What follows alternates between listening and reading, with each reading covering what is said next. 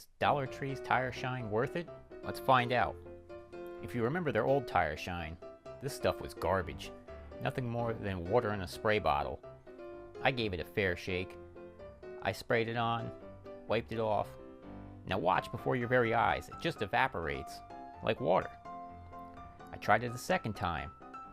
Slightly better for a minute, then right back to nothing. I did this 3, 4, 5 times, still the same. So let's see if this is totally awesome, or totally a waste of money. I sprayed it all over, waited a beat, and wiped it in. Somewhat better. Let's see if after a second coat. Definitely better than one coat. So, is it worth the $1.25?